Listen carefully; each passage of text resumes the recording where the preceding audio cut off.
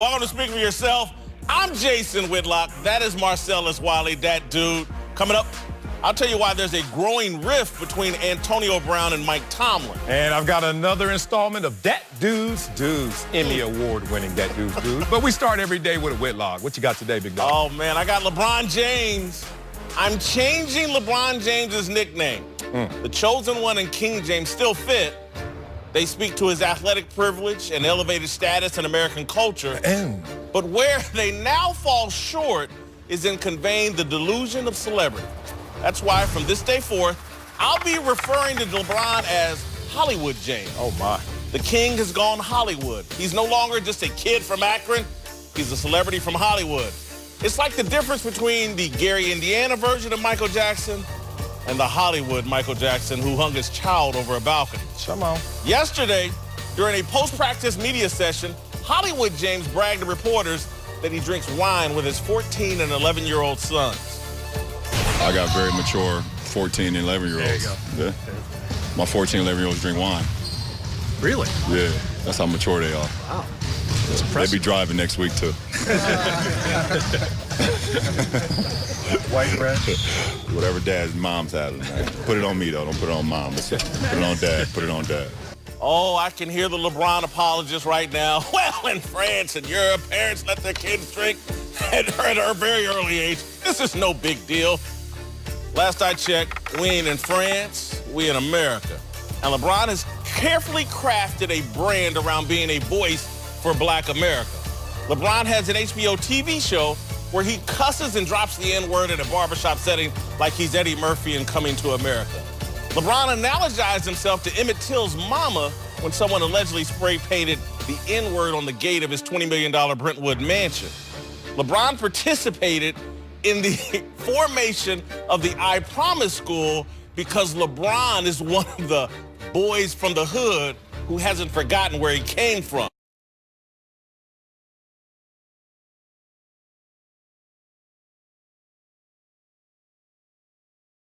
He's not a global citizen. He's one of you. He's one of you, and I'm talking specifically to the great mass of Black America.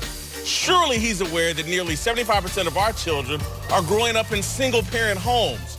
Surely he knows that 14 and 11-year-olds drinking in less supervised one-parent homes is significantly more complicated and problematic than drinking inside a gated community with two parents and a staff of employees to help you oversee your kids. Surely he realizes his kids can overcome far more mistakes than the average Black child. Does Hollywood James understand his cultural influence? Does he know there are 11-year-old kids of all races who will hear his words and instantly think they're mature enough to drink wine, beer, alcohol, and maybe even smoke a little weed? Maybe Hollywood James should go visit his I Promise school in Akron and talk with the teachers there. Kids experimenting with abusing alcohol is a problem educators deal with on a daily basis. My father owned a bar for most of my life. My dad had a long relationship with Crown Royal. My 78-year-old mother will still have an occasional fling with Hennessy VSOP. But my parents saw no upside in drinking with me as a child. There's certainly no upside to publicly sharing the illegal activity.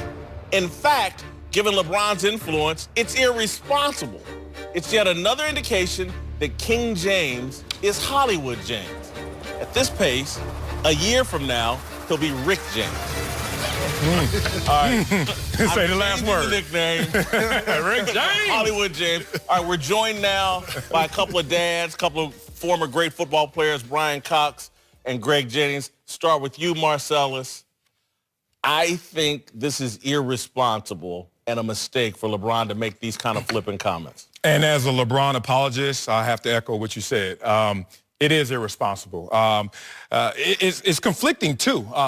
Even listening to LeBron say it, you don't know if it's tongue-in-cheek. You don't know if it's in jest, or should we take him literally? Are we grading him on the Old Testament scale or the New Testament scale? Are we U.S. standards or international standards, as you spoke of? But the damning part about this is how it's creating an enabling culture for his kids. Because as you know, we've all went through adolescence. It's not about what you do.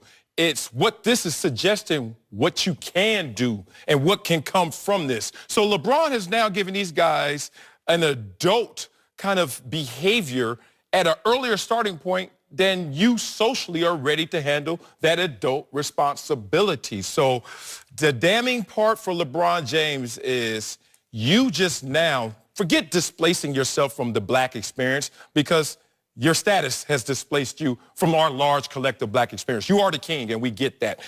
It's the fact that now you have suggested to your kids something that could come back to haunt you. I'm going to take a different look.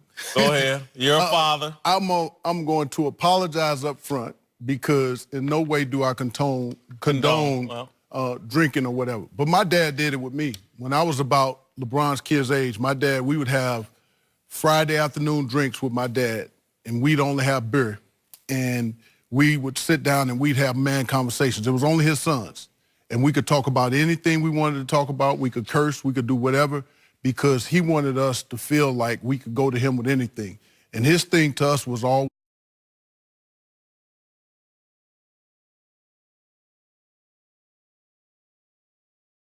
of you. If you die, I can't help you. Anything else we can deal with. And so I had... How old were you guys at this? About 11, 14. And I had thoughts of doing it with my children. And my wife said, if you do, I'm calling Children Family Services on. Thank you. Say it, lady. That's why I love your wife. Say it, lady. She was good, but I understand the concept of sitting around and having a drink. We had a 2-drink limit. We can only have 2 beers. But none of his kids like to drink now. None of us are really into drinking. Like, it's nasty. And so for me, I don't think it has consequences going forward. But I think what he's trying to say is, look, we can have a conversation, or maybe we can have this drink to have some common ground or some common time. So at least, you know, my dad's thought was, I want to see it, because I know you're probably going to do something. I'd rather you do it in front of me than to do it sneaking or hiding. I have a problem with him saying it. It's when I look at things and I look at the way I run my home, and again, I would never tell anyone how to parent their kids and what to do inside their own home. But the fact that you said it, what's coming out of that? Why even say it? And this is where it's kind of when you look at someone when they're getting older. They say what they want, when they want, how they want to say it, to who they want to say it to, because they feel like, I'm old, I don't care anymore. That's kind of what LeBron just did. It's like I'm in a class of my own. I can say what I want to say. I can do what I want to do. I'm going to do that.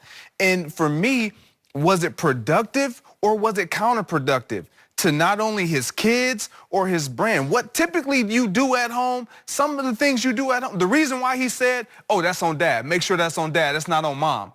Because you probably said, we don't need to tell this. We don't need to say this outside of our home. Nobody needs to know. This is what we're doing at home. Did you go around telling everybody, all your friends, yeah, I'm drinking on Fridays with my dad? I'm about to say, they were there every Friday with us. They were like, that line got longer every Friday. They do. But some of the things you do at home stays at home. And my issue with this is him just promoting that. It's not a good look. Here's my issue, and again, I'm not a parent, and you three are. And so I want your reaction to this. But my reaction when I listen to you talk about your father, and no disrespect, but I hear a lot of parents, they want to be friends with their kids rather than be parents. And that's where me and my mother to this day fall out, because she still wants to be my mama, in control.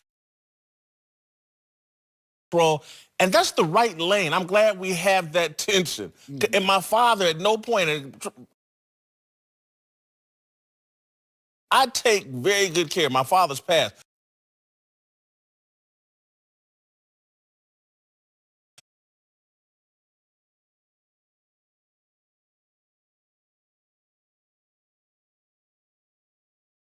There are minimum standards, and I think that you have to respect the minimum standard that you don't need truth serum.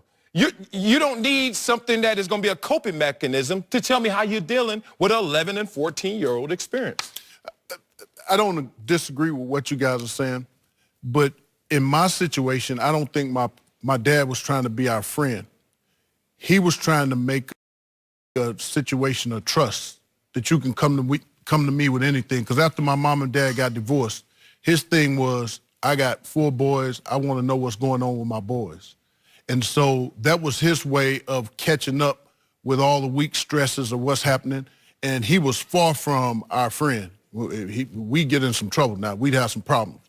But I thought that that was one way that it allowed me to connect with him where I didn't feel afraid to tell him even when I did the most inappropriate thing or when I did the worst thing, because I knew I could go and have a conversation with him. And that's what that was about for us anyway. I can't speak for anybody else. So for me, I was raised, my mom and dad are still together, and I was raised by mom and dad.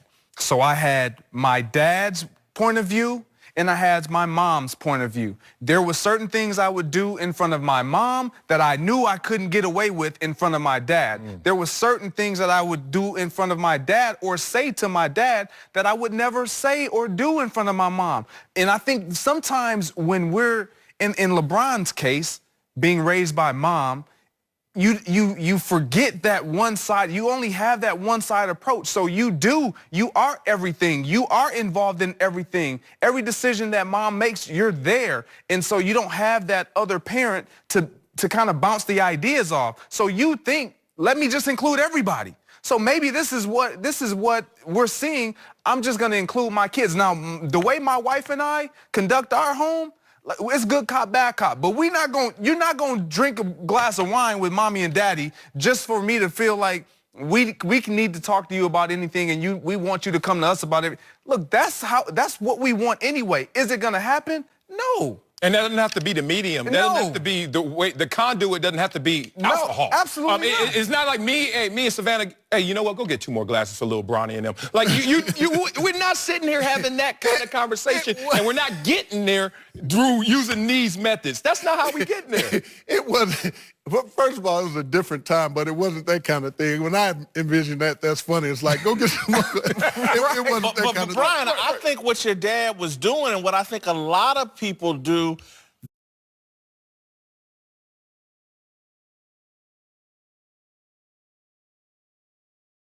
thought it all the way through is just like, hey, this is an activity I like to do on Fridays. I like to have a couple of beers. Let me include my boys in it.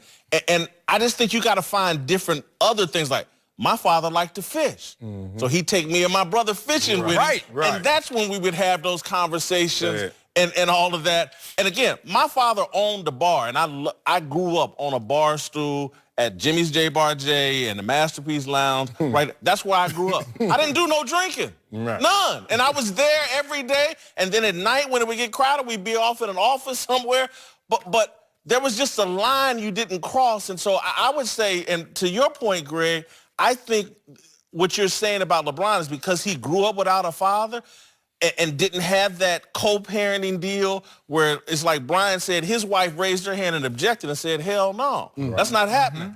And LeBron didn't have that growing up. And so I think he's comfortable. What I just heard him say, he made this decision, don't put it on mama. That's because I think mama objected, but he overruled when he should have stood down, in my view. And sometimes that's where I go with this Hollywood James, and I want to ask you all quickly on this. I just think being out here in Hollywood, man, Hollywood is just undefeated. And I think it's going to have a negative. It is not undefeated. A negative. Tom Cruise, Tom Hanks. Tom Cruise, you don't think he's a little nuts? You don't think he's a little nuts? Hollywood's undefeated. I just think Hollywood is having a negative impact on LeBron James. There's a reason why my family still resides in Minneapolis and I come out here to work. It's because there are certain things that I feel like are out here that are too fast moving to where I don't want my family, let alone my children, to be exposed to things that I can't control. Man, I sell alcohol in Minnesota. I get that. I get alcohol in Cleveland. I understand. LeBron got drunk all of a sudden. No, that's not. I don't think that's what he's saying. I think that with everything that everybody's trying to chase out in Hollywood, it's the fast life. It's the quick fix. It's the quick success. It's the quick money. It's the quick dollar. That's what I think Jason's saying. Let me say this, though. At the end of the day, I think it's a brilliant move because, first of all, athletes in general, and particularly black athletes, never see the future. Your career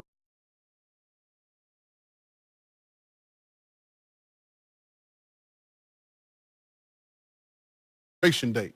And so I think he's doing a wonderful thing getting out here in L.A. to start his movie company and his production company to get it off the ground. So in 5-7 years, when he step away, he rolling. That's the promise Magic Johnson gave to him. That was the allure of him coming out here. I think it's brilliant. Well, it's already been rolling. Like all these things but that it's going to get bigger. It's going to get bigger, yeah. But everything that's been greenlit of late was already being produced and behind the scenes years ago, even in Careful Cleveland. what you wish for is my take. Well, here we go. You know, I hate when people use the locale argument when they talk about temptation. That's because you're from here. One, I am from here, and trust me, run faster if it's too fast for you. Keep up, catch up. But everywhere you go, there you are. And, you know, I used to have this in the locker room, my boys. I'd be like, hey, man, it's off season, what we doing? And they're like, I don't know, what you want to do, Wiley? I was like, let's go to Miami. Okay, and after Miami, let's go to Trinidad. Let's go to Brazil. I don't know if we could go there. I'm like, why? Well, that's not going to sound good to the significant other. I was like, wait a minute. Does a significant other know that you can go around the corner and do the same thing? You could go any other place that looks deceptive, like it's going to lure you to all this temptation? LeBron James has been drinking wine since we've seen LeBron James on social media. Don't attribute that to the L.A. Hollywood experience. Just say that this was a bad step. I just put it all in totality that Hollywood and L.A., it's a different culture. And again, Greg living in Minnesota, me growing up in Indianapolis and Kansas City, Brian in East St. Louis, Illinois. It's a different overall culture than out here. There's more kids, there's more parents out here feeding their kids wine than there is in the Midwest. That's just a fact. Really quick, you think, why didn't we hear LeBron say this in Cleveland? Kids were younger is what it would be the argument. Yeah, I would hope. I mean, they he were was 6. He was just in Cleveland. He was just in Cleveland. He was just there. You're right. But it's a different social economical place. Like, it's just different. It wasn't the socioeconomics. This was LeBron exaggerating how relatable he is to this young Laker core. He went there on the music scene. He's like, hey, my kids listen to the same thing that Kyle Kuzma does. And then he got a little carried away. But I'm not going to blame that on locale. I think it was just a senseless act. Hollywood James. And as the old folk would say, you can get in trouble anywhere you want to get in. Thank you. Everywhere you go. There's a reason your wife FaceTimes you every night when you out here. I FaceTime her. She FaceTimes.